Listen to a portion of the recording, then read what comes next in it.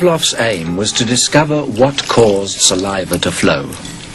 He rerouted the salivary ducts to the outside of his dog's cheek so that he could collect and measure the spittle. Perhaps, he thought, the production of saliva might be the result of a fixed nervous reflex, like a knee jerk. 5 минут 42,5 секунды.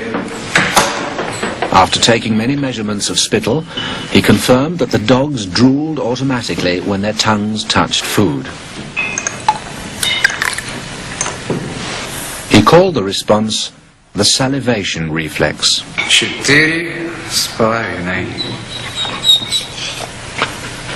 Хорошая собачка.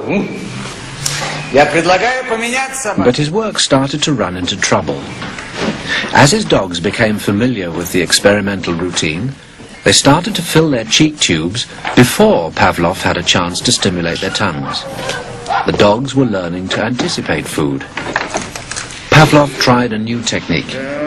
He erected screens so that the dogs couldn't see what was going on. Before passing meat through the hatch, he introduced a stimulus that was totally unrelated to feeding. A ticking metronome.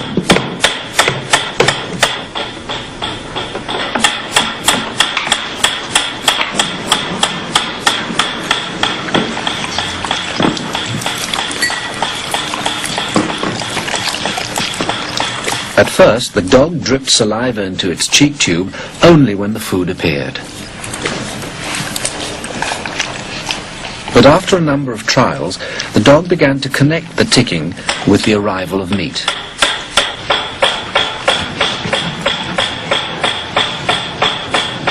Soon, the sound alone made the dog drool. Eventually, the dog salivated as much to the ticking itself as it did originally to the presentation of food. Полная! Идите сюда. Что я говорил? He called this new response the conditioned reflex. Собака.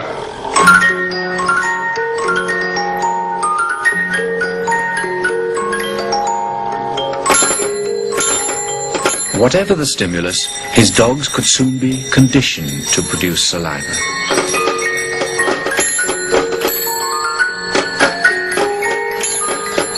Pavlov believed that he had discovered how animals learned, even in the wild.